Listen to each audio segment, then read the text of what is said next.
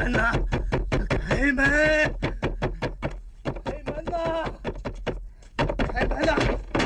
啊！哎呦呵！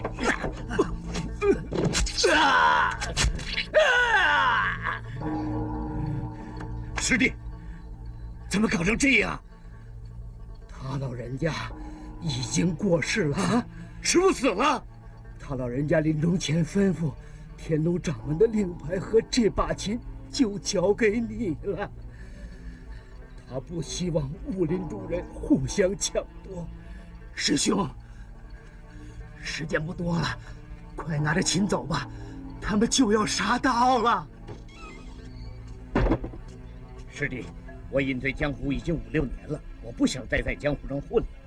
这把琴你拿走吧，我不会要的。师兄啊，我和这些师兄弟功力都不够深厚，没人谈得了这把琴，没有资格也没有能力继承掌门这个位置。现在为了避免江湖中人的追杀，天龙门只剩下我和你了。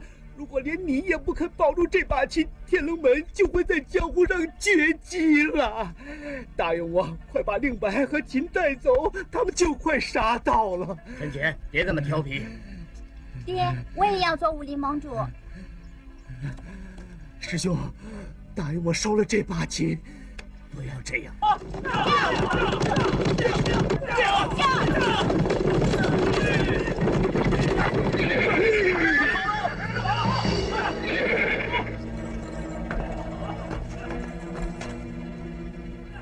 阿离，快下来！走，快把天魔琴交出来，不然就杀了你们！快交出来！师弟，把琴交给他们说。师兄，你不答应我是吧？好，我出去跟他们拼了！师弟，你别冲动啊！我跟他们拼了！师弟，情况紧急，我把琴交给他们吧。王东，快出来！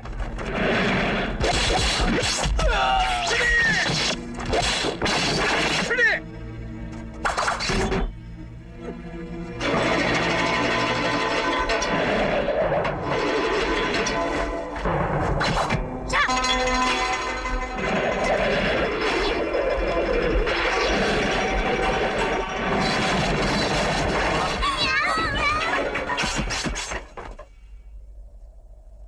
不要逼我！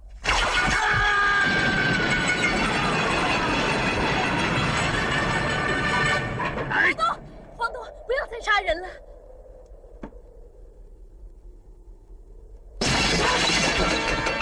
哎呀！阿满，快把琴拿走！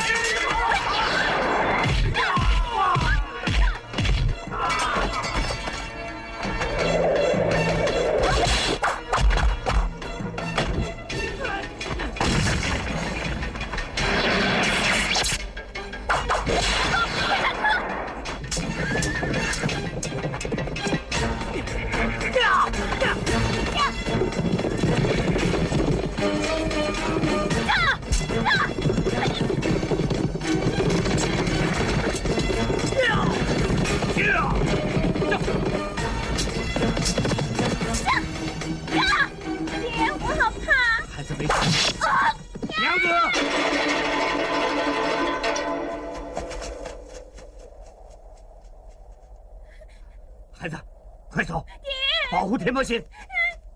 快走，快走！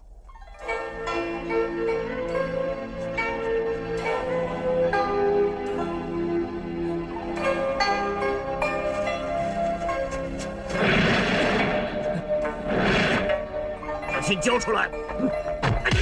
快！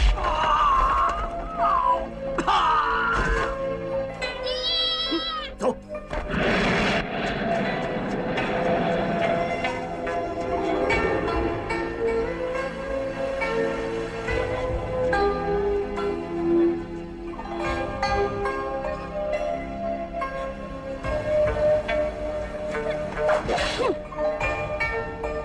把琴拿过来！不要逼我，把琴交出来！不要再逼我！叫我就杀了你！把琴给我，把琴给我！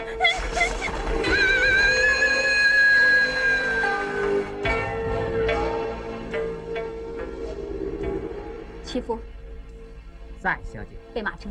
是，小姐。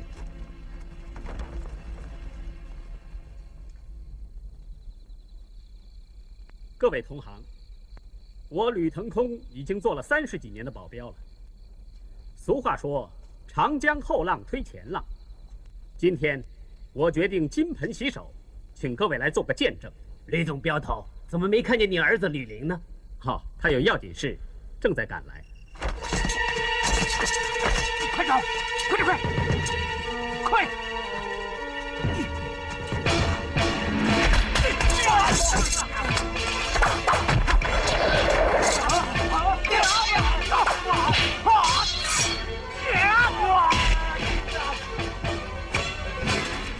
跟我回衙门！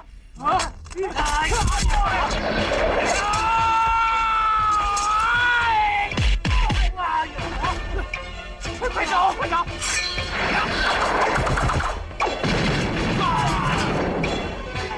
全都给我带回衙门去！哎，慢着，捕头。啊，这是谢谢你了。哎，犯人是我先抓着的。吕少侠，是你先抓到的，现在被我抓到了，所以要谢谢你。喂，这几个月来你劫了我好几次，你什么意思？什么意思？跟你一样贪图赏金嘛。哎，这你就错凶了，我不是贪图赏金呢，我是最恨人劫镖了。我爹金盆洗手，可能跟最近几次劫案有关呢。啊，金盆洗手！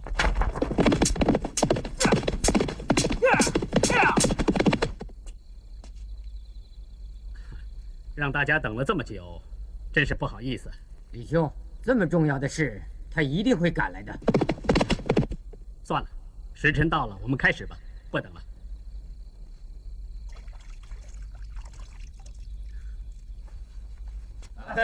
恭喜李兄金盆洗手啊！洗手啊！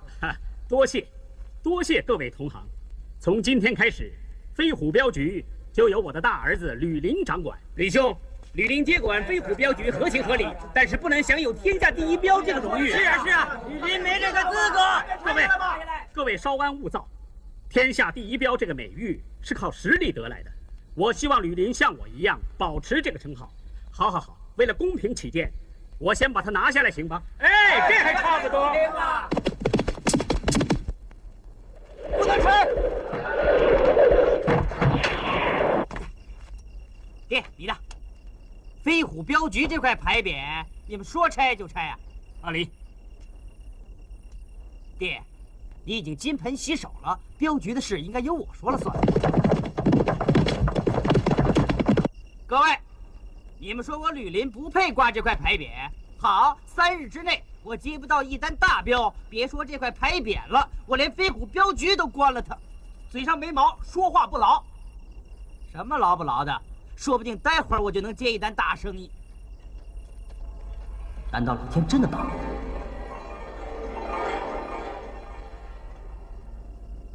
这么多的镖头都到齐了，我家主人想脱镖，哪个有胆子接？酬金2万两。什么镖值这么多啊？快告诉我！齐夫，别告诉！我们主人说，怕说出来，你们没人敢接了。哎，我接！来吧，交给我吧！交给我吧！送不到分文不收，损失双倍奉还。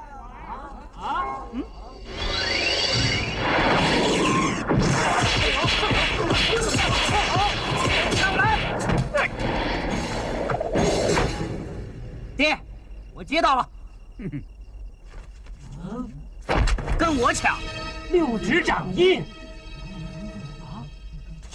里面什么东西啊？天魔旗。啊！天魔旗！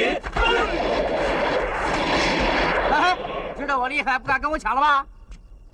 爹，我不会让你失望的。皇帝的人头都能接，这趟镖绝不能接。为什么？轻则有血光之灾，重则家破人亡啊！没那么严重吧？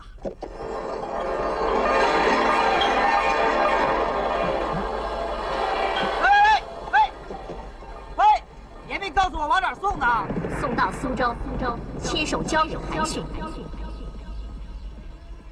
点苍派韩迅。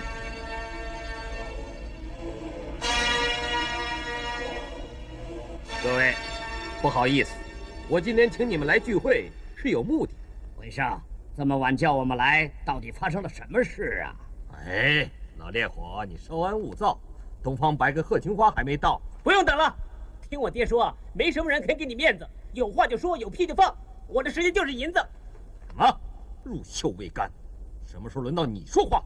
哼，没大没小的，不是看你爹韩迅的面子，这儿有你的份儿吗？哼，我想跟你们这些老不朽的坐在一起啊，是看我爹的面子才跟你们说话的。那请问你能不能做主啊？哼，不一定啊，要看什么事了。必要的时候就问我爹。你这个臭小子，不知天高地厚！我告诉你，这档子事儿没你的份儿，滚去告诉你爹，也没他的份儿。说什么？你赶我走？哼！你再不走，我拧下你的头！滚！正好你们大家听到了啊，是他赶我走的，不是我不给面子。我回去告诉我爹。哼！现在的小辈越来越不像话。哎，东方白和贺青花连影儿都不见，老鬼，你看怎么着？如果不等他们的话，恐怕不大合适吧。我们还要等他们？哦，你的意思，没他们办不成事了？六指先生，是一人继承还是二人继承啊？哎，你们总是给他面子。16年前，就是因为照他的意思去对付黄东，弄得六指天魔琴得而复失。你们还相信他？看来你们是愿意听他的喽。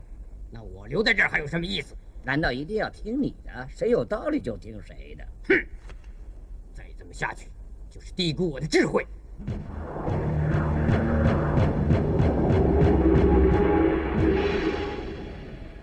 老鬼，你可真能忍！你能忍，我当然也能忍。是啊，韩迅自己不来，派人来，六指可以拂袖而去，其他人甚至不来，你都可以忍，算你有度量。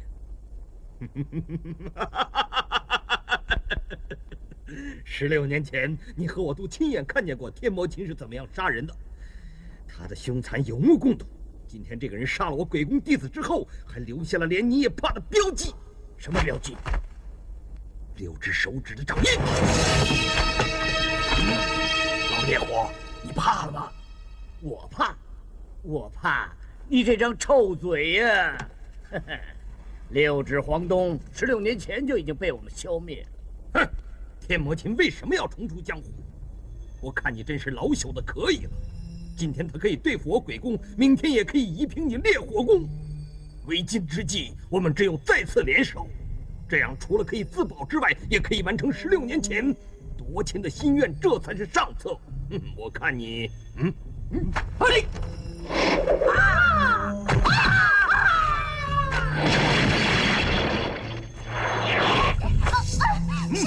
师傅，快救我！哎，他是我的徒弟，还不拜见鬼圣老前辈？谭月华拜见鬼圣老前辈，拜个屁！月华，你搞什么鬼啊？老烈火，你徒弟当我们鬼宫是什么地方？也不通传一声就自己走进来，真有本事啊！过奖过奖。喂，你来干什么？听说今天6大门派聚首一堂，10年难得一见哎。弟子今天来呢，是想见识见识的嘛。以为高手云集，个个应该气宇不凡、英俊潇洒，没想到，哼，见面不如闻名。有人，你说什么？说什么我高兴啊，管得着吗？哎，老烈火，你的徒弟太刁蛮了。哼，走了一个又一个，一盘散沙似的，冷冷清清的。早知道我就请鬼圣老前辈到我们烈火宫走一趟，吃碗阳春面都比这儿强哦。哎呀，孩子，我不是说过了吗？做人要谦虚诚实，有什么说什么。你这儿太没风度了。弟子知道。不过呢，鬼圣老前辈不会斤斤计较的，他大人有大量。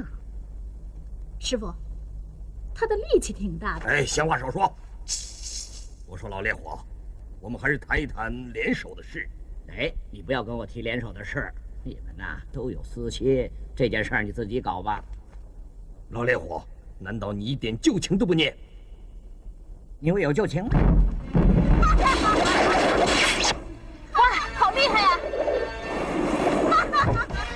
什么来头？这情话。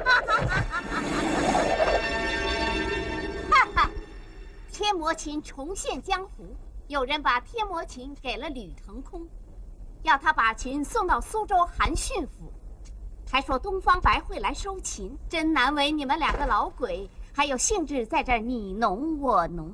我打死你这个老婆！何庆花，你说的是不是真的？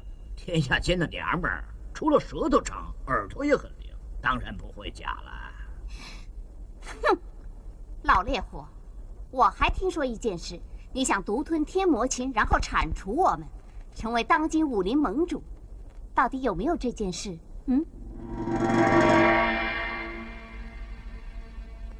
你猜呢，老巫婆？哼，男子汉大丈夫，明人不做暗事。你既然敢做，就不敢承认吗？师傅，是不是真的？哎，是真的假不了，是假的那就真不了。你假我也假，你真我就真，真真假假，假假真真。为什么天魔琴会重现江湖？为什么会出现6指掌印？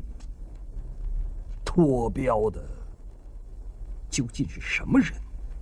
哎呀，是人都想得到啦。这个人呢，一定是你们的仇人，他很清楚你们这些人的弱点。啊，你们这些人呢，都想争夺天魔琴，所以呢，这个人就利用吕腾空来押镖，引诱你们出来争琴。就连老谋深算的东方白呢，也会出来争夺。到时候啊，这个人就可以把你们一网打尽，这就叫做丢骨头引狗，对不对，师傅？对，太对了。何庆花，看来我们要从长计议了。呸！明知山有虎，偏向虎山行，这样才算英雄。既然那个人敢把琴拿出来，难道我们不敢把他抢回来吗？贵正，咱们启程。是非寻常，我们不能鲁莽行事。哼，老烈火，你怎么说？我……哎，对不起，贺老前辈，家师今年已经偃旗息鼓了，非必要时不会动刀动枪的。老前辈要抢琴，请便。师傅，我说的对不对啊？对，对极了。嘿，你们全都是窝囊废，一个个都是缩头乌龟。哇，师傅，他说走就走，我看我们也该告辞了。好，我去跟老鬼说一声啊。哎，他颠儿了嘿。师傅，他诚心气你。气我的是你。走吧。这回你可闯下大祸了，叫我怎么办？爹，您不用担心，这趟镖啊，我觉得没事，他们都不敢接，难道您对我也没信心？江湖险恶，你不知道。那个秦曾经把武林弄得腥风血雨，生灵涂炭，我看这次也是劫数难逃啊！接下这趟镖，我们父子俩就等于走上了一条不归路。那现在怎么办啊？你没看到我正在想办法吗？哪里？是师傅。嘿，我每次都来迟，没想到今天这么早。师傅，你真的来迟了，我们饭都吃完了。啊？那我又迟了。我真服你的师傅了，他给你取个名字叫迟来，你有哪次不迟来啊？李兄，我曾经遇到一个杀人不眨眼的女人。那天我正在树上睡觉，突然传过来了一阵琴声。当我醒来的时候，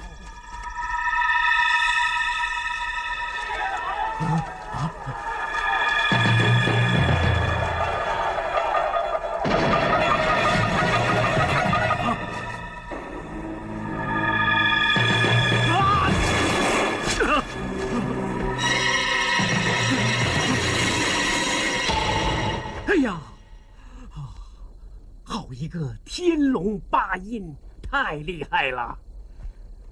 哎，天魔琴重现江湖，当年的武林浩劫又会历史重演。吕兄，我是专程来通知你的，千万不要泄露了吕林的身世啊！如果传出去，你可吃不了兜着走啊！我知道，我还更清楚，他如果知道是天魔琴使他家破人亡，他一定会为父母报仇的。以他现在的功夫，根本敌不过6大门派。我不知道能隐瞒多久。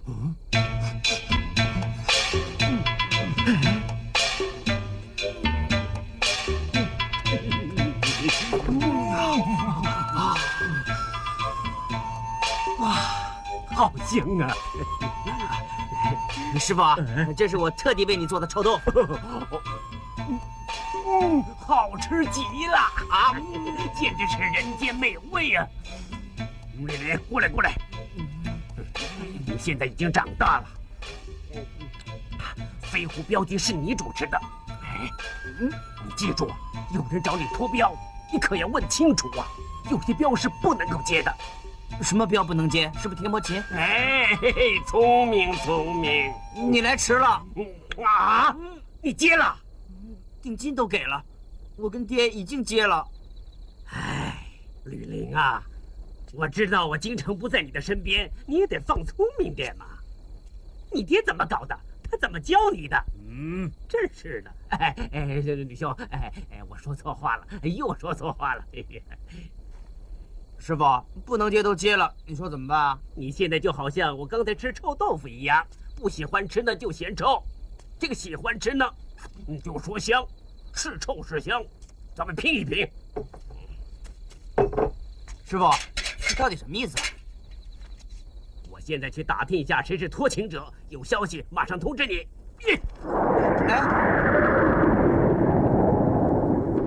您又来迟了。这趟镖，我一定要和你一块儿去押。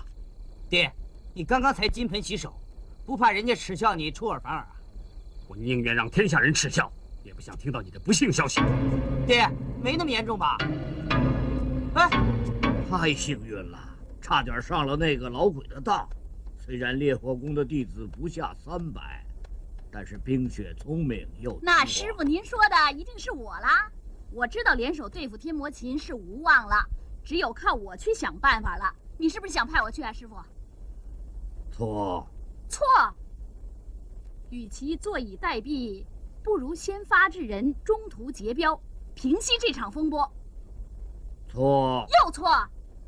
哎，反正是让我出面，出了什么事呢也好挽回，进攻不成也可以退守，永远立于不败之地。我这次说对了吧，师傅？不对我不猜了啊。这次算你说对了。那我明白了，师傅，我知道怎么做了。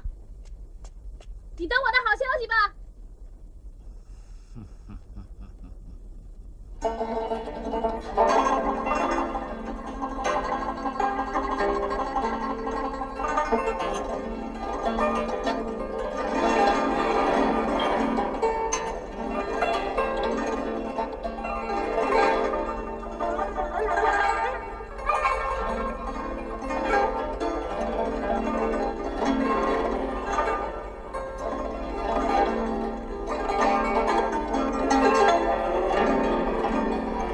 天魔琴，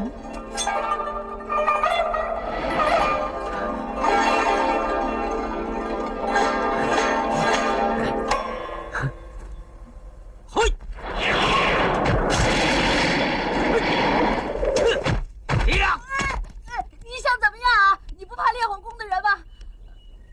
哦，原来是烈火宫的弟子。你害怕啊？哎，你想怎么样？我师傅好厉害的。我才不会害怕呢！上次鬼公那么邀请我去，我都没甩他。你是东方白？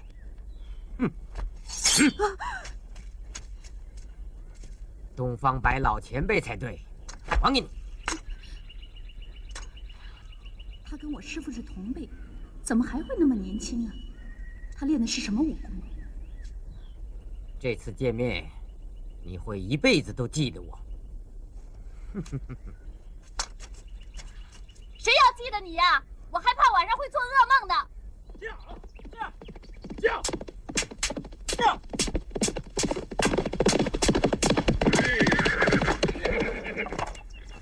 嗨，宋镖头，您来了，请坐，请坐啊！先休息一下，歇歇脚，路上辛苦了。两位要点什么呢？伙计，先来壶好茶。哦，就来了您呐。爹，好久没赶路了，是不是很累啊？茶来了您呐。这儿的茶最有名了，喝了这茶，包您解渴解乏，提神醒脑，生津止渴。呀，听你这么一说，那我得尝尝。阿离，小心后边。哎，别回头，见机行事。趁其他人没到，我们先下手。好，上！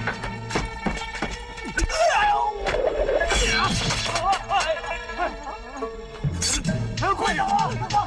哼，这么点鼠胆儿也敢出来闯？爹，你真行啊，到底是老江湖啊！嗨，这点算什么呀？以后的日子还有你受的呢。好了，少说废话，快点喝茶，好赶路。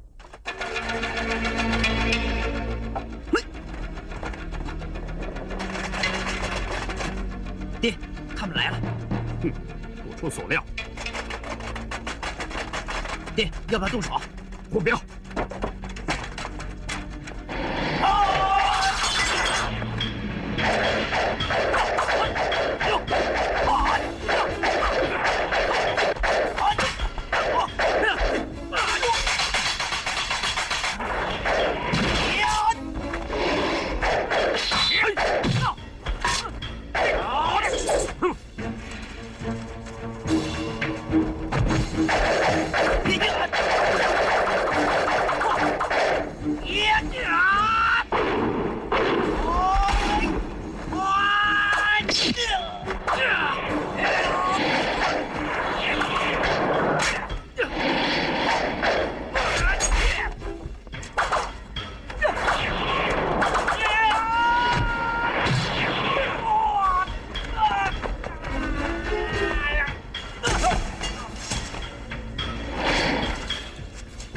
阿离，你先走，我掩护你。2天后在十里坡客栈见啊！爹，我来掩护你。2天后如果见不到我，自己把琴送到韩信府去，快走！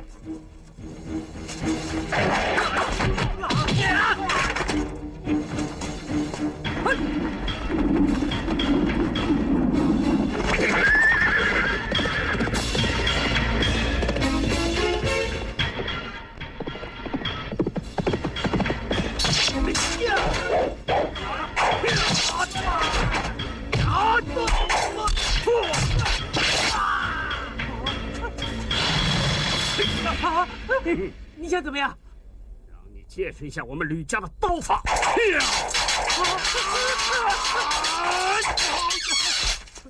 喂，你不要杀我啊！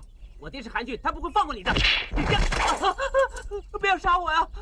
回去告诉你爹，我们一定把琴送到韩信府，派些虾兵蟹将，能管个屁用啊！我属实向你马上滚！2、3。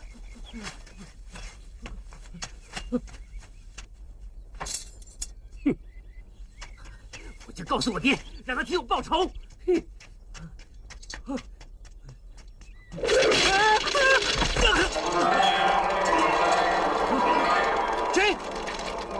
我。你是谁？你又是谁？韩旭是我爹，我叫韩平。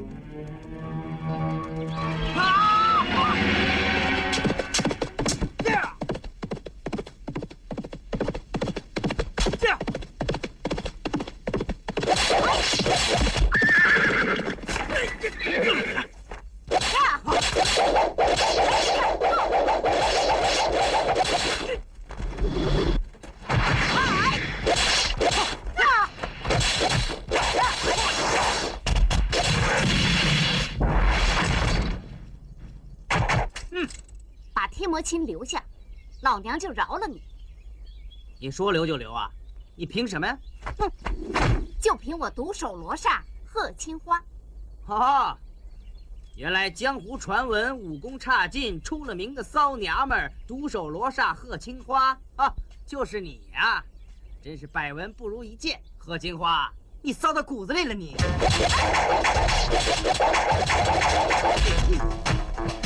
来呀！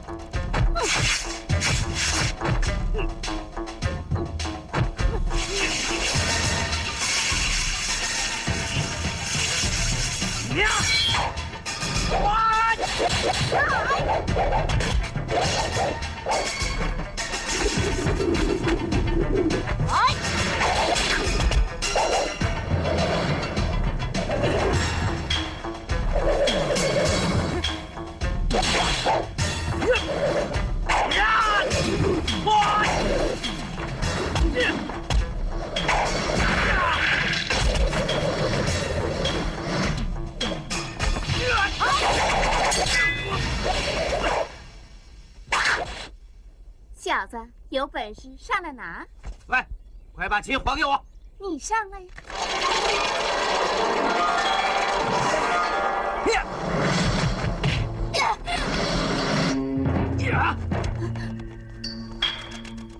多谢英雄拔刀相助，这个女人交给你了。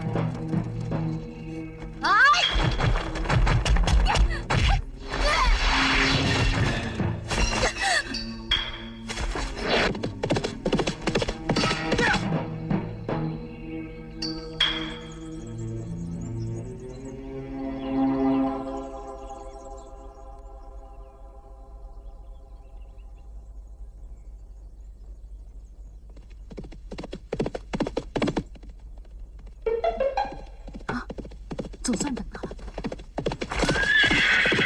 欢迎欢迎，客官，您是吃饭还是开房啊？哎，喂，帮我准备一间上房，我要早点休息，明天还要赶路呢。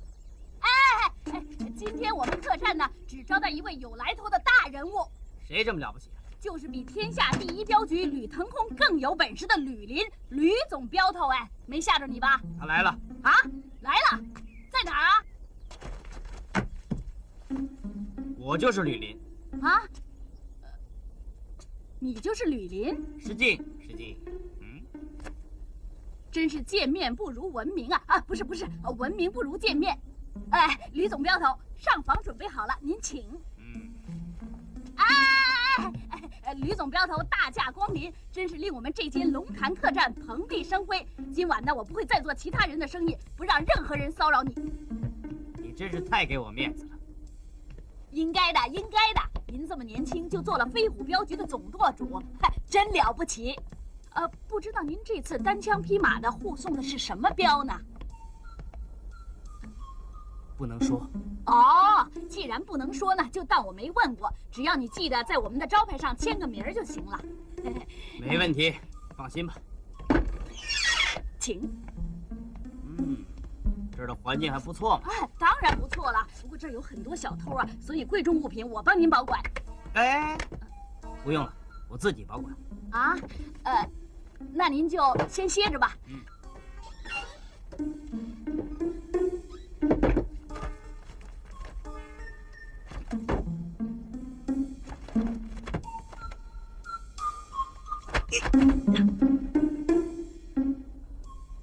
还挺小心的嘛。吕总镖头，进来。哎，您先洗个脸吧。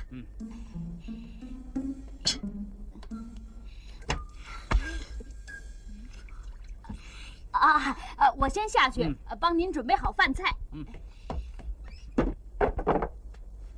总镖头，开饭啦！吕总镖头，下来吃饭喽！来了。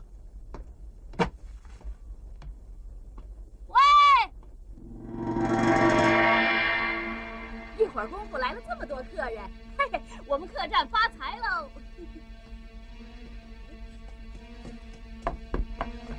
这种环境你还要下去吃饭？给我！不行，这关系到飞虎镖局的名誉和地位。下面那么多人，您不怕吗？都是什么人？他们不是跟你同甘共苦的，八成是为了您的名誉地位。我什么大场面没见过？我一个人可以打几十个。话可不能这么说呀，好汉不吃眼前亏嘛。我看我们还是回房合计合计。用不着吗？我怕打烂我的东西呀！哎，好，听你的。抢他的琴呐！哎，你真能一个打几十个？快走！放什么？这么多人，哎，快走！还没到睡觉的时候，跟我来。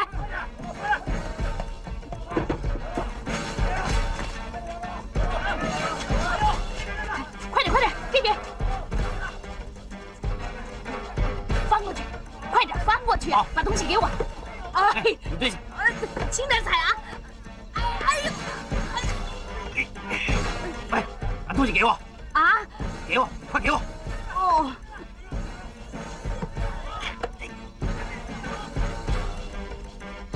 快点，去吧。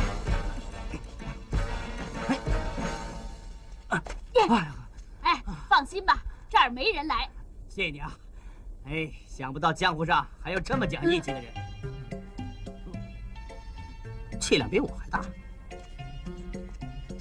哎，人有3急，兄弟，帮我保管着。得来全不费功夫。哎，兄弟，有没有手指啊？啊，没有，用树叶吧。那擦破了。喂，你去哪？往哪跑？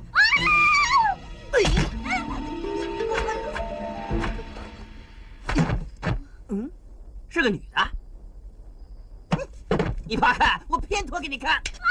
从来没有见过这么贱的男人，贱男人，臭男人！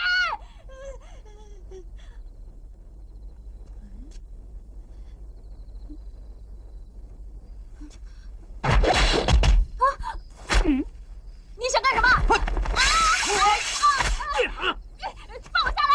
快点放我下来！放我下来呀！喂，臭男人！把你手绑起来！那么信任你，居然敢偷我东西！要不看你是女的，我就宰了你！快点放我下来呀！下来！什么？想下来是不是？求我呀！求你！你做梦啊！我这个人呐，没有别的，就是口硬心软。我这个人呐，也没有别的，就是口硬心硬，我死也不会求饶的。好，看你能硬多久。喂，你真的走啊？我会掉下来的。不给，我走了。你走好了！啊！救命啊！救命啊！哎，求我了？救命啊！救命啊！救命啊！救命啊！求我了吧？谁求你了？我无聊，我喜欢，我高兴，我愿意爱，喊救命不行啊！你放心好了，我不会求你的，你做梦吧你！好，你嘴硬，下次碰到坏人我都不理你。喂，你放我下来呀！哎，那边有人上吊，过去看看。哎，小姑娘，我们来救你！快点放我下来！放我下来呀！原来是这个妖女在叫啊！救命啊！救命啊！又唬我！快点救我！走开！你也有今天呐！哎，大哥，我先亲那个。让我先亲，让我先亲呐！哎呀，你先还是我先呐？真让我说中了。好。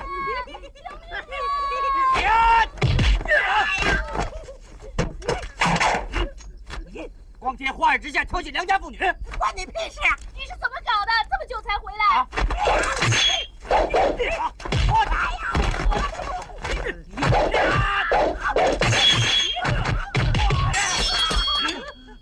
大人饶命啊！我知错了，下次不敢了。哎，放了我们。哎，你们又不是调戏我，要求情啊，去求那姑娘吧。是，月华，不是，谭大侠，大人不计小人过，刚刚多有得罪，我该打。看在我爹份上，大侠，求你放了我们。放了你们，没那么容易，把我杀了他们。你真的把我当成屠夫了？人家已经跟你道歉了，得饶人处且饶人嘛。是。那以后不要让我再看见你们两个为非作歹，不然的话，我真的变成屠夫了。听见没有？滚！快滚！为什么放了他们啊？小心！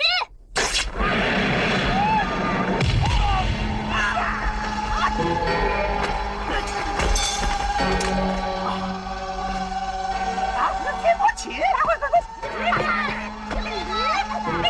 放我下来！放我下来呀！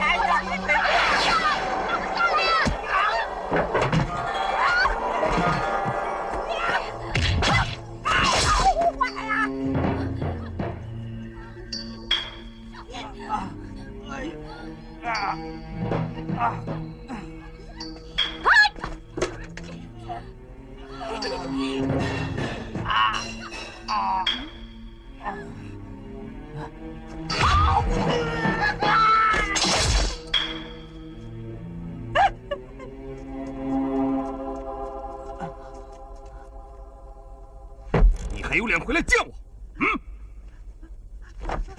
爹，不要生气，是我失职，是我失职。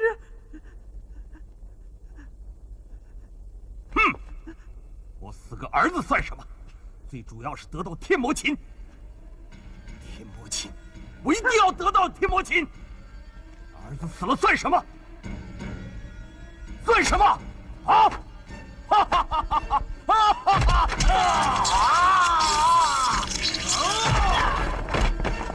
我爹万岁！我爹万岁！我爹万岁！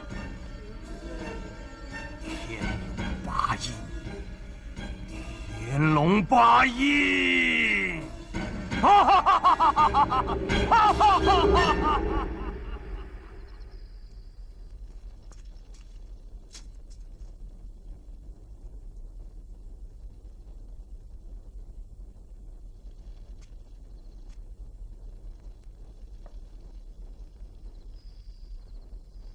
看看他伤的怎么样？哇，伤得这么重，不救他会死的。傻瓜，救得了一时，救不了一世啊！哎，管不了那么多了。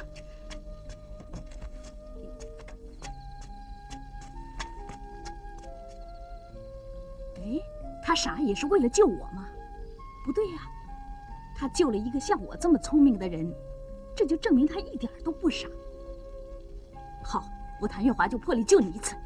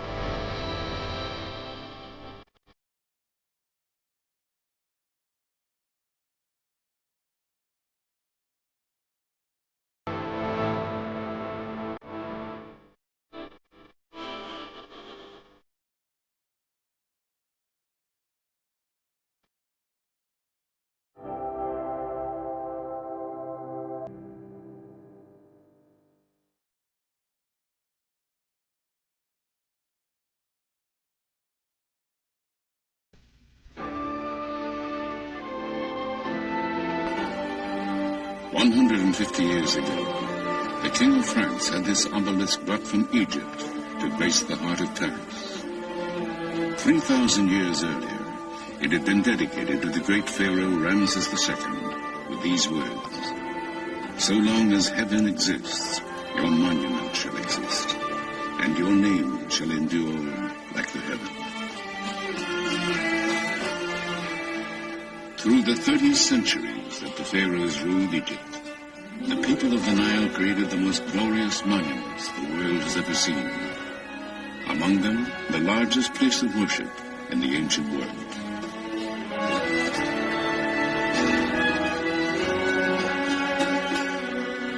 These miracles in stone were tributes to their gods and kings.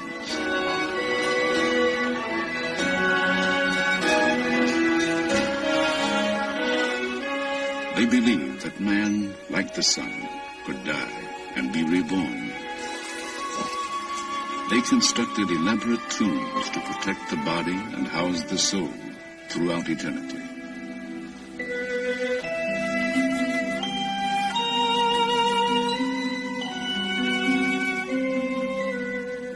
They created guides to the underworld, books of the dead to ensure immortality.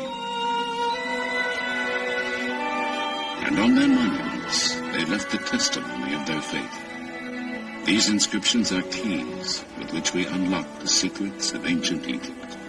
Ladies and gentlemen, now we are in the temple of the Queen Hatshepsut. And as they have since the days of Herodotus, Antony, and Cleopatra, thousands journey here to see these wonders. Going down to the Green Valley for the holy visit of Amun-Ra to the goddess Hathor once a year for 15 days. But today, having endured for 50 centuries, these seemingly imperishable structures are threatened. Their fate may be determined in our lifetime. So, people of science, soul, and conscience travel here from all over the globe to save the priceless monuments, to decipher the meaning of the messages before they disappear forever. This is the story of the land of Egypt and the quest for eternity.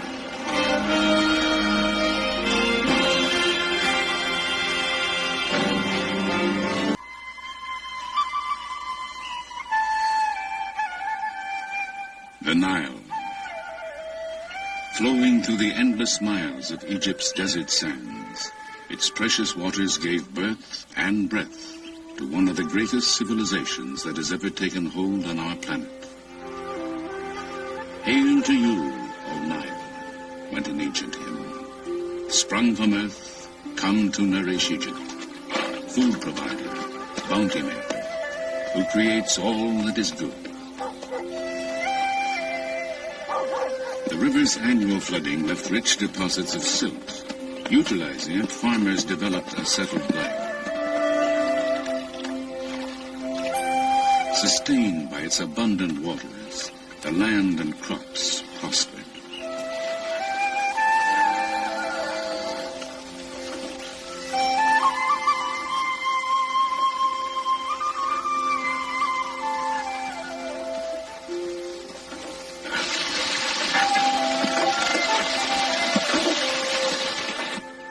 Even mud from the Nile's banks provided the people with material for everything from clay pots to the bricks with which they built their homes.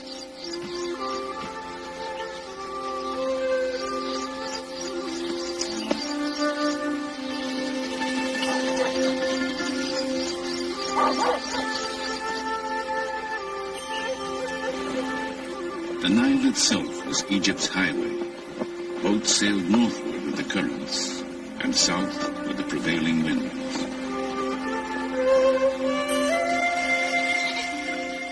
To predict the time when the river would overflow, the ancients developed a calendar. Our own evolved from it. Along the extended oasis of the Nile Valley, a way of life emerged that still endures today, virtually unchanged from the furthest reaches of recorded time.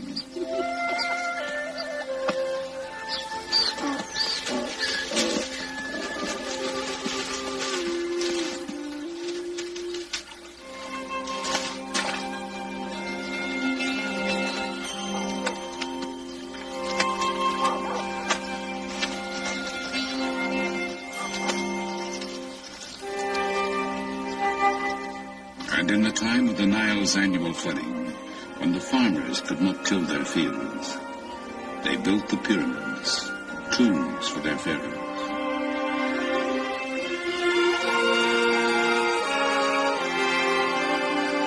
All that remains of the seven wonders of the ancient world, they were stairways to heaven, for to all Egyptians, their religion promised an afterlife. The largest monument ever constructed, the Great Pyramid, contains more than 2 million immense limestone blocks, each weighing over 2 tons.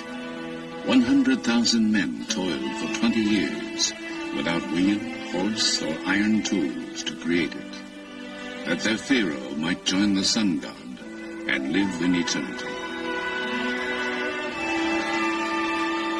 This dedication to gods and kings was to sustain the Egypt of the pharaohs for 3,000 years.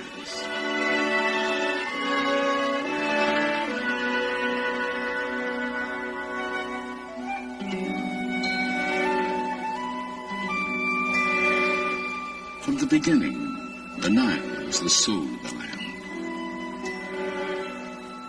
The lotus growing on the riverbanks symbolized the people of Upper Egypt. The papyrus, shimmering in the marshes of the delta, was the symbol of Lower Egypt. Immortalized on this tablet of slate, a king known as Narmer wears the high domed crown of Upper Egypt on one side, the low, curled crown of Lower Egypt on the other. It commemorates his unification of the two lands to create the nation of Egypt in 3100 BC. From that time, Egyptian kings would wear both crowns as rulers of the two kingdoms of Upper and Lower Egypt. The two lands have remained linked from Narmer's time to the present. Isolated from its neighbors, protected by mountains, desert, and sea, the Nile Valley was an ideal crucible in which a civilization could begin. Traces of those beginnings can be found in the city of Mecca.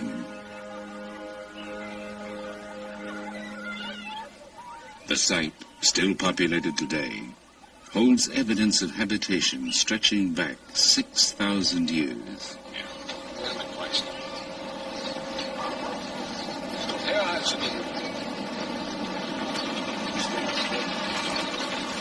Since 1967, Dr. Walter Fairservice of Vassar College and the American Museum of Natural History has been excavating here in his continuing search for the roots of civilization. It was here, just 90 years ago, that the Narmer tablet was discovered. It was here, 50 centuries before, that King Narmer established the capital of the newly unified nation. Here we have the walls of a princely complex that belonged to a king who lived here 5,000 years ago at the very beginning of Egypt's unification. And he was a great king, a powerful monarch. And we know from the size of the rooms and the way things are located that he was a very rich man, a very wealthy person. We know he has storerooms full of grain. We know that he had perhaps a great hoard of copper and many other things of that order. And yet, oddly enough, this powerful monarch, he left the place. He abandoned it. And that's part of the reason we're exploring this area, to find out why.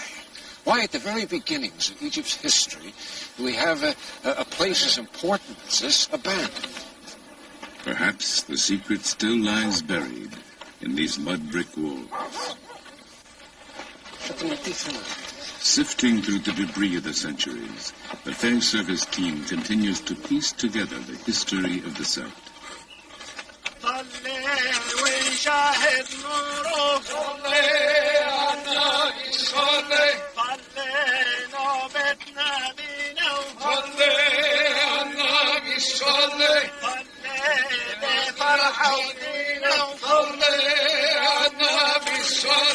Many threads bind Egyptian prehistory and history, but none is stronger than the belief in immortality. But this one is interesting because equipped with objects necessary for the afterlife, these bodies were buried before the first pharaoh built his palace here. Right here, if I can pull this up just a little bit, hairpins found at the roof of the skull. Made of some quill-like, or ivory, I guess. Perhaps ivory. Perhaps ivory, yeah. Put that back there. In this capital, religion, tradition, and political power fused. Foundations were laid on which the longest-lasting of all ancient civilizations would rise.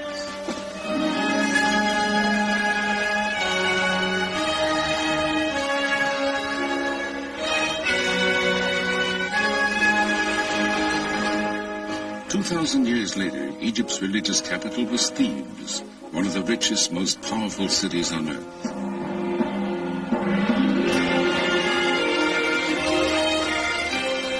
At its heart was the temple of Amun at Karnak, the largest place of worship in the ancient world.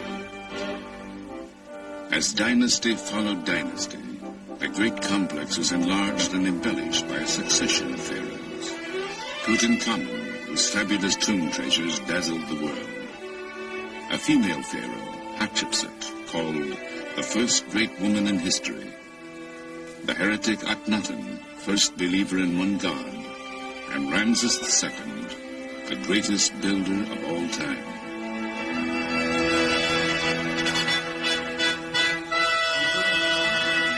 Called Ramses the Great, Pharaoh, while Egypt's power and prosperity flourished, this warrior king was to rule for 67 years, bring peace to the empire, father nearly 200 children, and leave his mark on fully half the monuments in Egypt. Ramses was only about 20 when his father, Seti I, died in 1290 B.C. Seti had ordered his funerary temple built at Abydos. One of Ramses' first acts as pharaoh was to travel there to complete it. To all Egyptians, this was the most sacred city on earth. Here, drawn by some mystical identification with Abydos and the long-dead pharaoh, an extraordinary woman known as Seti was to come 3,000 years later.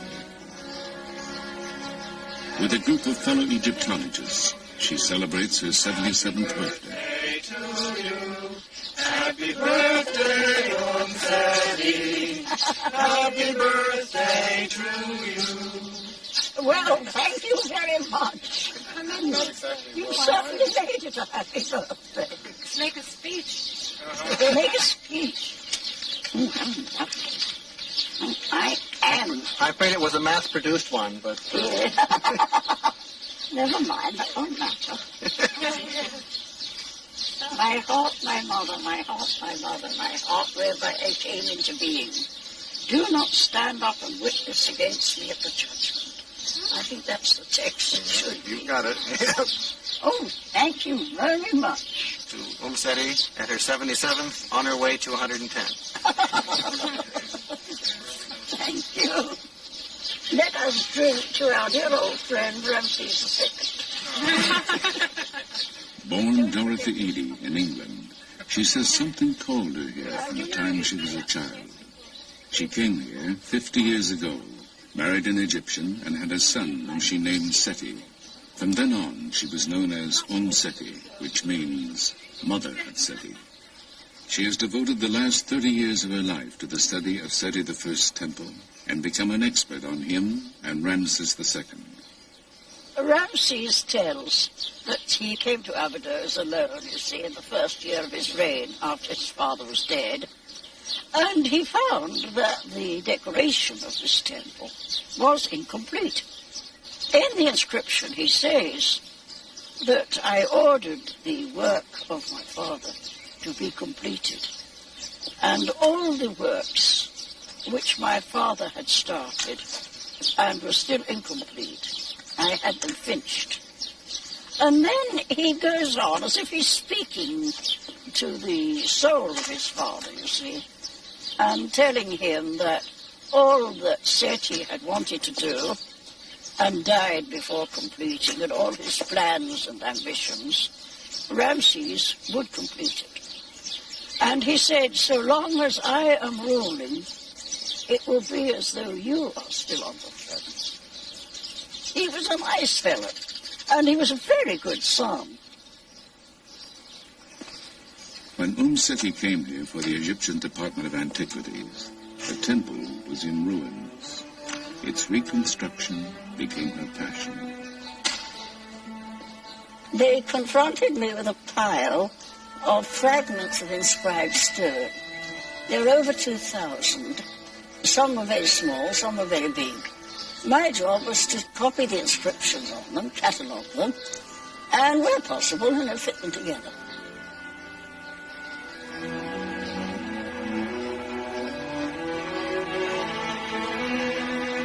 The temple is vibrant with carvings that look as fresh today as when they were painted 3,000 years ago. Its walls tell the first known story of resurrection. Osiris, a mythical ruler, was killed and dismembered by his brother. His wife, the goddess Isis, found the scattered pieces of his body, bound them together, and Osiris arose from the dead. Their son, the falcon-headed god Horus, was to grow to manhood and avenge his father. Anubis, jackal-headed god of embalming, was sent by the sun god to help Osiris live eternally.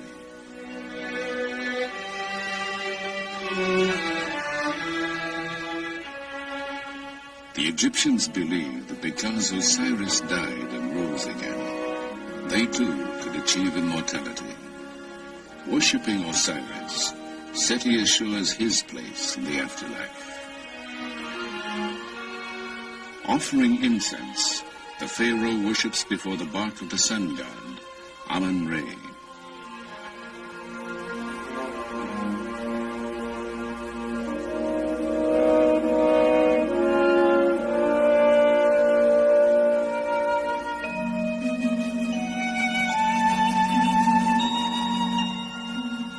Just as Seti offers bread, ducks, figs, and a pomegranate to Isis, Seti follows the ancient beliefs. Oh, yes, every year at the great feast, and again on the birthday of the gods Osiris and Isis. I come here with offerings of wine, bread, and incense. Oh, I love coming here. It's a place I really do feel at home.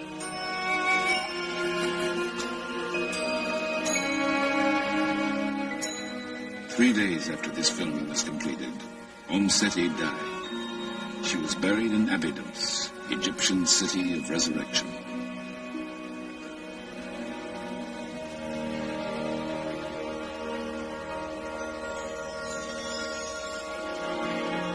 In the time of Ramses, the most powerful deity of the living was the sun god, Amun-Re. He was patron of the city of Thebes, located on the Nile between the first capital, Nekhen, and Abydos. On the east bank, where the sun rises, were temples dedicated to the sun god, Karnak and Luxor. On the west bank, where the sun buries itself each day, was a complex of tombs where royalty was buried, the Valley of the Kings and the Valley of the Queens.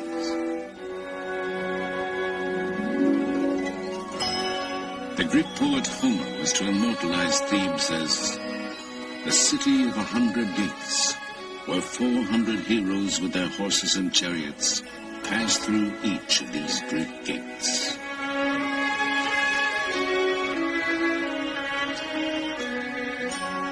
While Ramses reigned, Thebes was splendid. He ordered beautiful additions made to Luxor Temple, gigantic statues, obelisks, and courts dedicated to the glory of Amun-Re.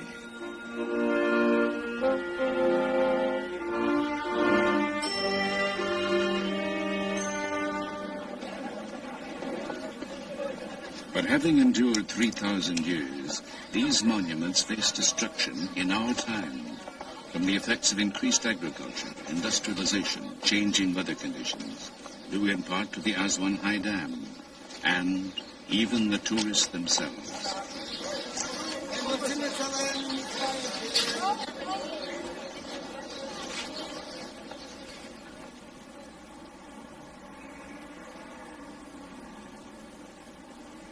In 1924, in response to the impending crisis, the Oriental Institute at the University of Chicago established a permanent headquarters in Egypt. Called Chicago House, it was founded by Dr. James Henry Breasted, father of American Egyptology, who envisioned making a record of all the endangered monuments of ancient Egypt. Today, Chicago House is under the direction of Dr. Lanny Bell. The scholars of Chicago House have undertaken a monumental labor called the Epigraphic Survey.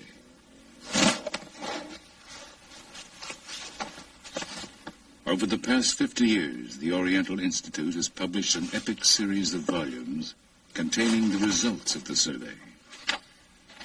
Utilizing an ingenious combination of photography and draftsmanship, the Chicago House Egyptologists create facsimile drawings of the monument's carved and painted surfaces, the only record that will remain when the hieroglyphs and decorations have disappeared forever from the temples.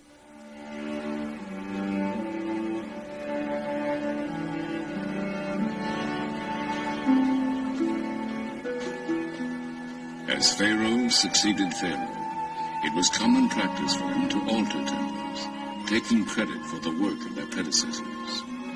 By interpreting successive decorations, the Chicago House team is decoding the history of Luxor Temple.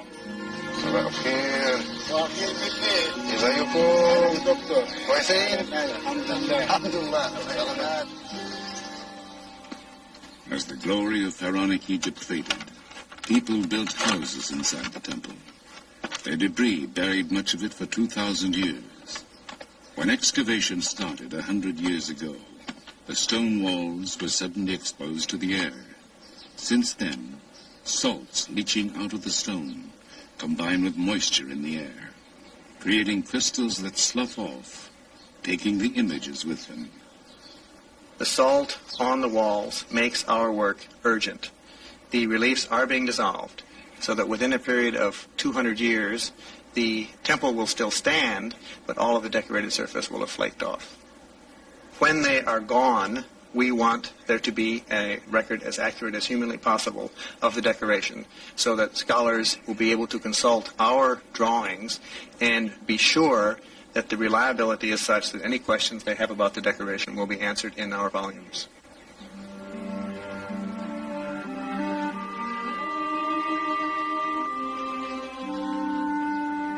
When the gods were worshipped here no more, great portions of the temple were dismantled. Large blocks were broken into smaller pieces for reuse as building material. Thousands of them have been collected over a 30-year period. Chicago House is conducting a systematic search of the fragments to reconstruct a section called the Lost Colonnade.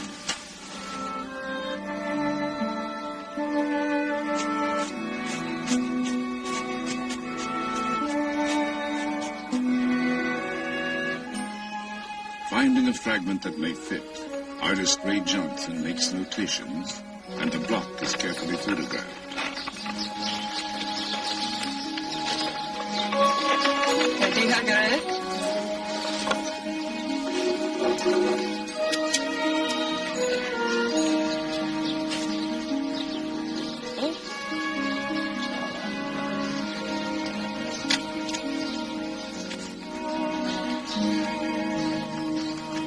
An artist pencils, then inks in the lines of the photograph, making corrections and replacing what time may have removed.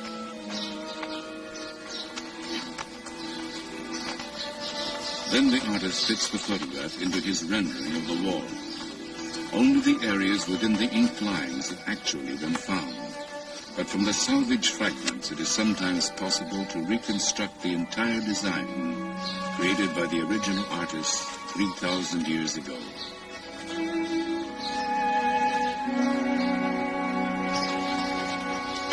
You support me going out? On those exciting and rare occasions, when a fragment that fits onto a standing wall is found, it is replaced. Or to the left. Toward me? To the left. So, piece by piece, the ancient temple of Amun-Re rises again.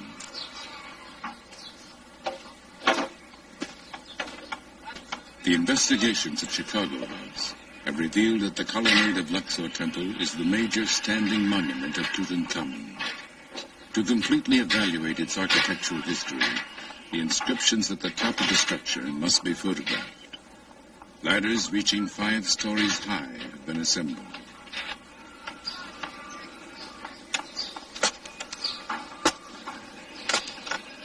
This is the first time in 50 years that anyone has attempted the ascent.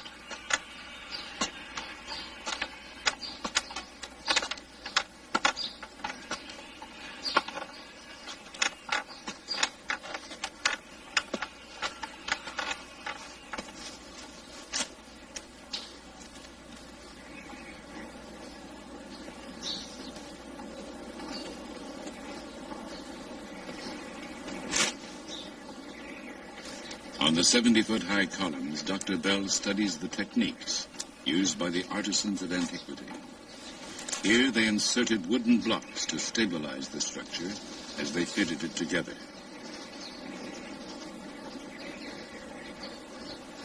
A roof once covered the colonnade, but it fell or was removed sometime before 1600 AD. Fragments of it found on the temple floor have been identified.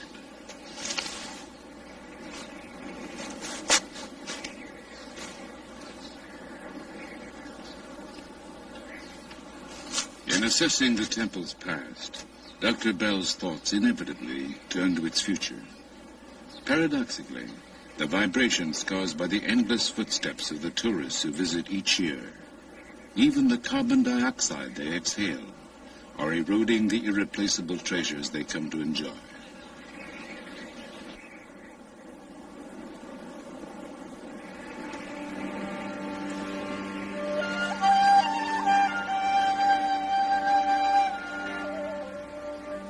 Cargo House studies have revealed that 100 years after Tutankhamun built this structure, Ramses II systematically erased his predecessor's name and replaced it with his own, naively assuming he could deceive the gods and take credit for the colonnade's construction.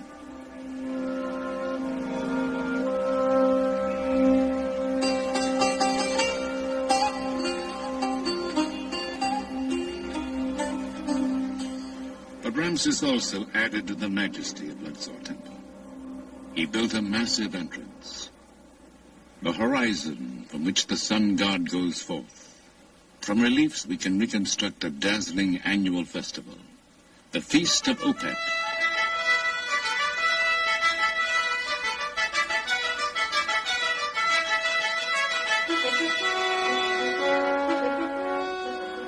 With the Nile in full flood, the golden statue of the god Amun-Re has been brought to Luxor from Karnak in its boat shrine. Within the temple's innermost sanctuary, Ramses offers incense, flowers, and food to the linen-shrouded god. The sacrifices and ceremonies concluded, priests lead the procession out of the temple, purifying the way before them.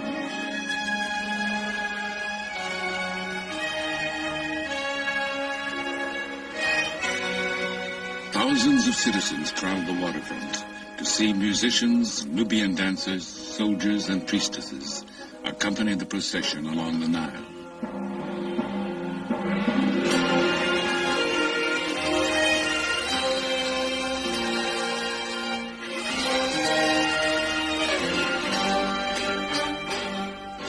The shrine of the god is placed on its sacred bark, and in great ceremony, priests, god, and pharaoh are towed back to Karnak Temple.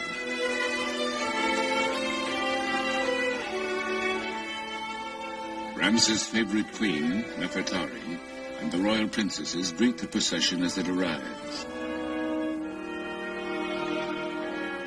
Concluding nearly a month of worship and revelry, the royal couple enters the great temple of Amun at Karnak.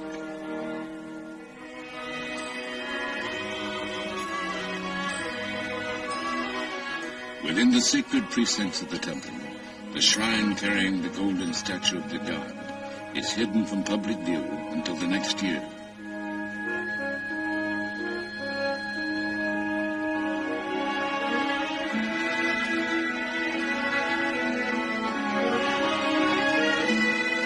Symbolically renewed and reborn, the divine King Ramses advances toward the innermost reaches of the temple, where no common mortals are allowed to venture. Begun by his father, Seti I, this awesome hall was completed by Ramses. A soaring forest of stone, it is created of 134 pillars, some of them 80 feet high.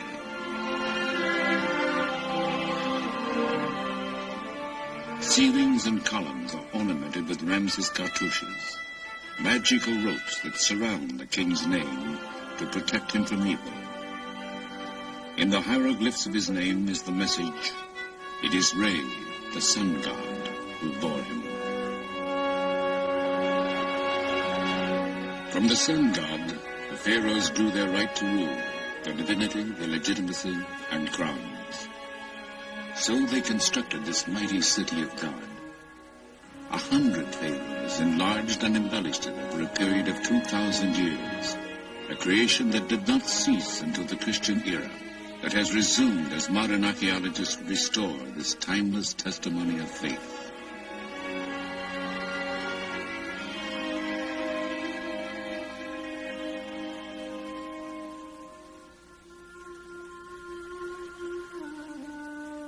Across the Nile stretches the land of the dead. Here, in mystical imitation of the setting sun, the bodies of the deceased were laid to rest, that they might rise again as the sun did each day.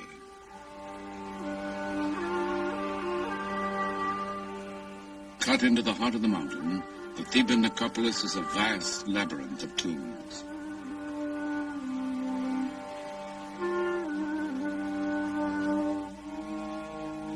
Here, Ramses' architects built his splendid mortuary temple, the Ramesseum. In its forecourt lie huge fragments of his colossal statue, 1,000 tons of granite that once rose 57 feet in height, that inspired Shelley's sonnet, Ozymandias, in which he called the pharaoh King of Kings.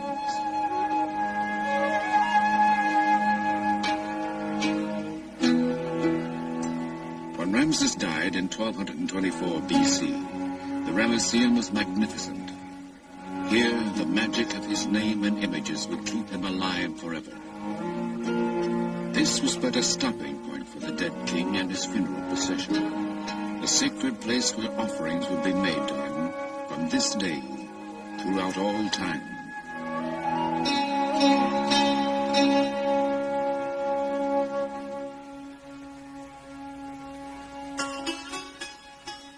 Though mourners wept, they knew that if properly provided for, one could live forever. So they carried with them everything the dead might need for the voyage through eternity. For a king, there would be boats in which he could sail endlessly on the Nile.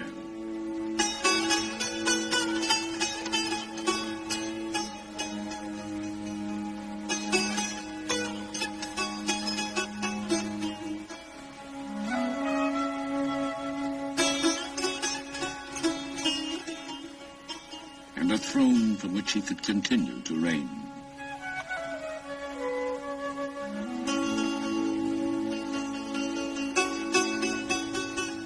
Even magical figures would be provided to do his bidding in the afterlife.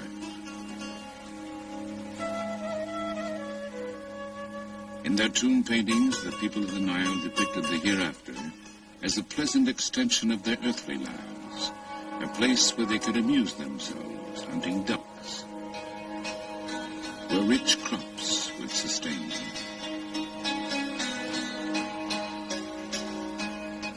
The deceased carried with them books of the dead. They instructed the departed on how to avoid the gods and demons that would attempt to bar their way.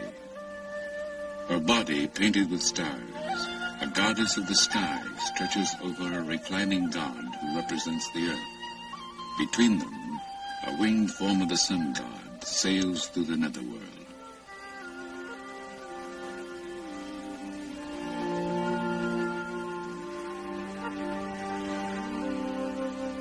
The divine ibis-headed scribe Thoth makes notes as the deeds of the deceased are weighed on the scale of justice.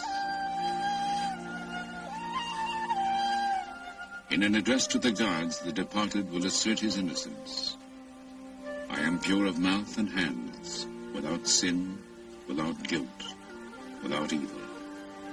Those who were judged to be without sin could join Osiris to dwell in the happy land of the setting sun. But most important, there must be a body to which the soul could return. Anubis, god of embalming, prepares the body for the life to come. So Ramses' mummy would have gone to his tomb after a priest pronounced over it, "You will live again, forever."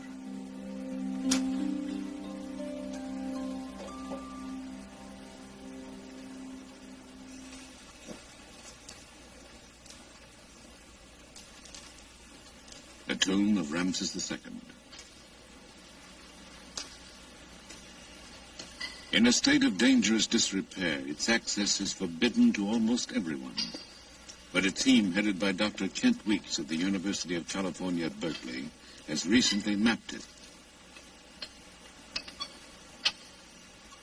In the dynasty following Ramses, the royal tombs were systematically plundered. As a last resort, priests collected the surviving royal mummies and hid them. In 1871, a grave robber found Ramses II where he had lain undisturbed for 3,000 years. Reclaimed by the Egyptian government, the mummy of Ramses now reposes in the Cairo Museum, far from the Valley of the Kings.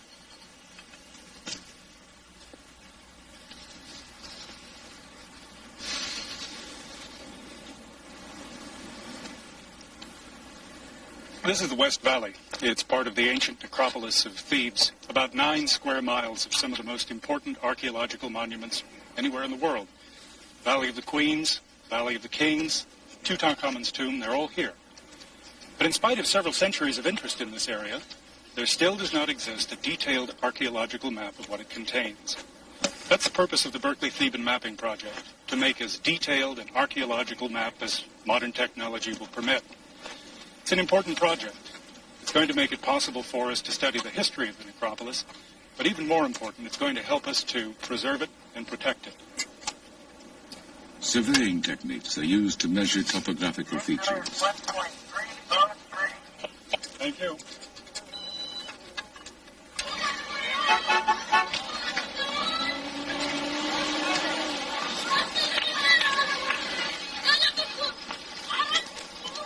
At headquarters in a village below the necropolis, the team reviews its findings. Okay. Can you see Q2 there above the temple at Darul Medina? Aerial photographs are used to plan tomb mapping for the next day in the Valley of the Queens. Right above the temple? Yeah, right there. Okay, that's the first point we'll occupy tomorrow morning. When surface measurements are combined with plans of the tombs, they will create new and revolutionary three-dimensional maps. These will make it easier to find correlations between the geography and the locations of the known tombs, and perhaps enable scientists to find tombs still undiscovered. Let's drop everything here, Dave, and then we can send it on down. Why don't you and Jenny go on down? We'll start passing stuff to you. Dave, why don't you choose what we have to take down, and we'll leave the rest up here. Right. I'll get the lantern. Not you.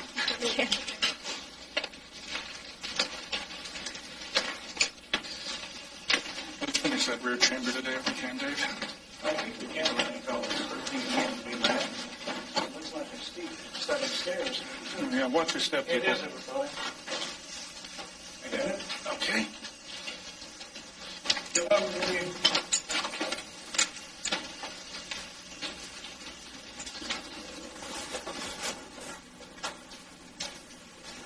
Standard surveying techniques are used to obtain the dimensions of each chamber. Every archaeological detail will be drawn and recorded.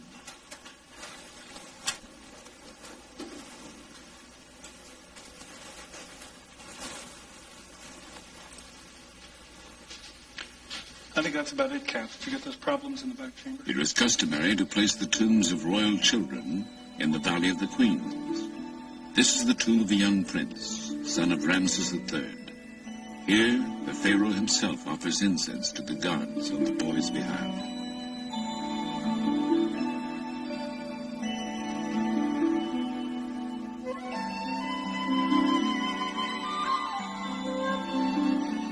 In these touching scenes, the pharaoh leads his 9-year-old son into the presence of the divinities of the underworld.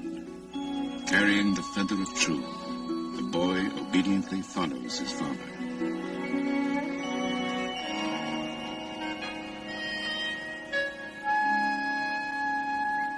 طيب يوسف عايزين نشوف المقبرة دلوقتي؟ كويس. It is believed the ancient sculptors and painters lit the interiors of tombs and temples with polished metal reflectors used as mirrors. And these scenes were filmed under the same conditions. نور هناك؟ كويس. شوف المراية تاني. شكرا. شكرا جدا. This is the tomb of Nefertari. Though Ramses had at least 4 royal wives, she remained his favorite. Due to humidity caused by increased irrigation in nearby farmland, the exquisite murals of her tomb are flaking off.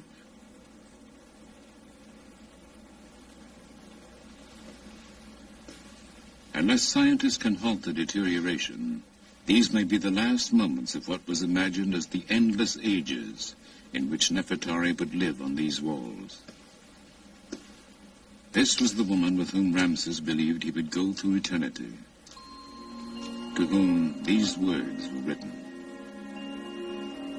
The princess, rich in grace, lady of affection, sweet with love, mistress of the two lands, songstress of the beautiful countenance, greatest in the harem of the lord of the palace.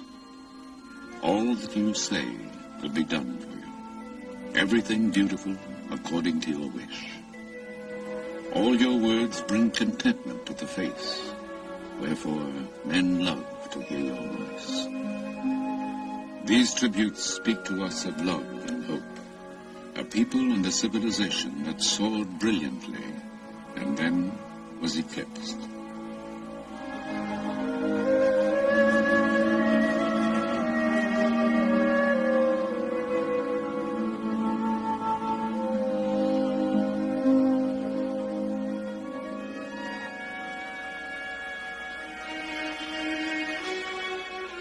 Here at the Temple of Isis, built on an island in the Nile, the religion of ancient Egypt had its last stronghold.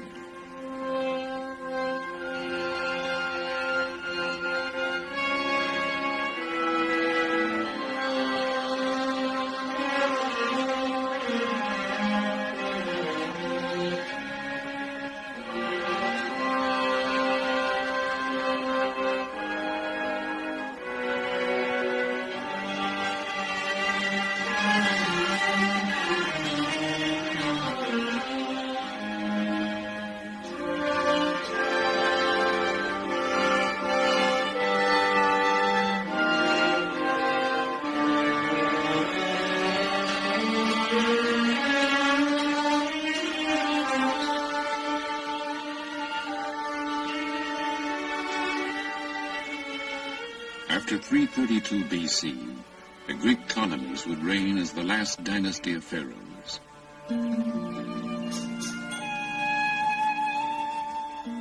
Embracing the Egyptian religion, they built this temple dedicated to the worship of Isis, divine symbol of motherhood, her husband Osiris, and their son Horus.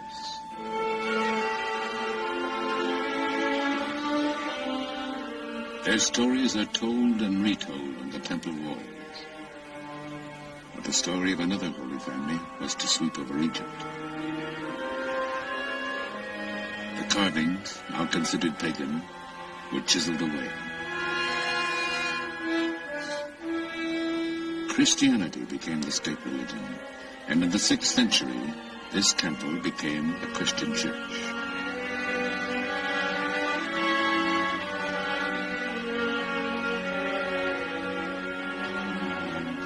The meaning of the hieroglyphs would be forgotten, the ancient rites forbidden. For 12 centuries, the story of Egypt's ancient civilization would be lost.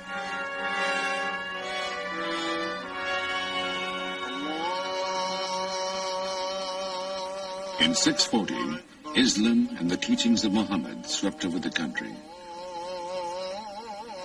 A succession of foreigners was to rule until 1952, when revolution restored full independence to Egypt after 2,000 years.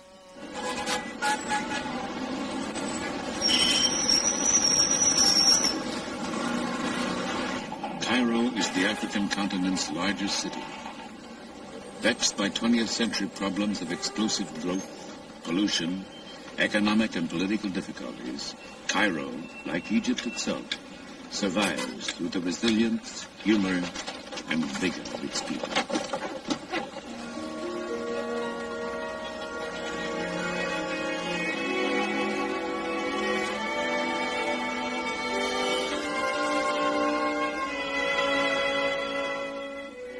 Facing an expanding population and an emerging nation's need for energy, the Aswan High Dam was built in the 1960s. With 17 times the material contained in the Great Pyramid, the dam is a monument to the new nationalism and what some would call the 20th century religion, technology.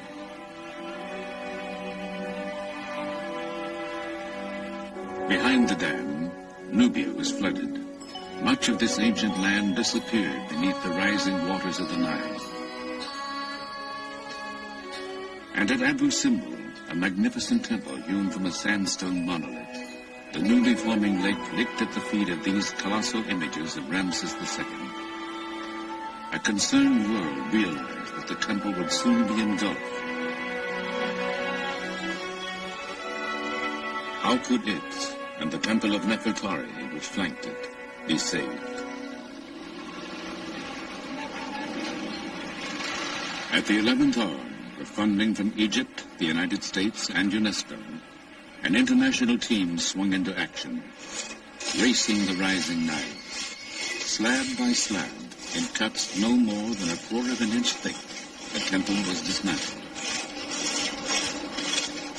The work continued night and day as workmen cut 190 feet down to the cliff.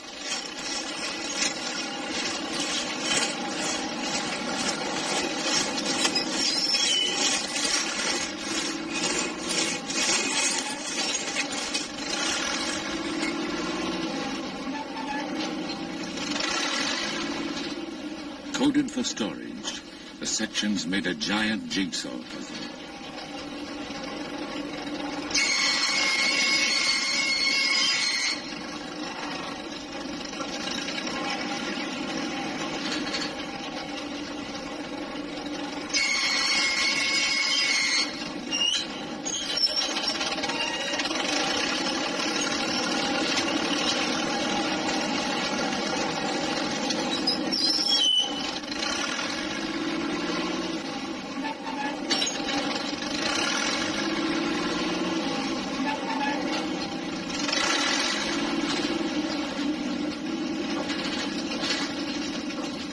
Moved up 200 feet beyond the reach of the Nile, the temple was reassembled. The precision of watchmakers was applied to the colossi, reconstructed to an accuracy of 1/10 of an inch.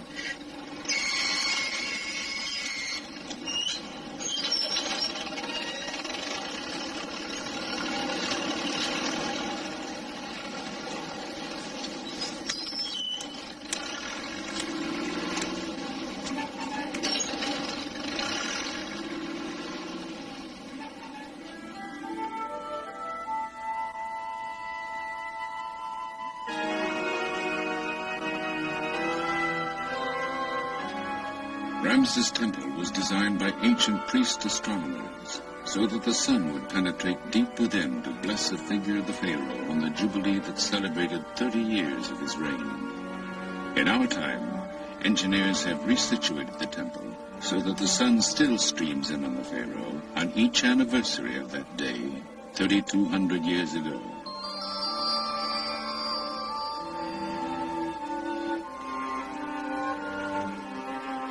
Gilding the statue of the king seated among the gods, the sun god Re bathes the figures in sacred light.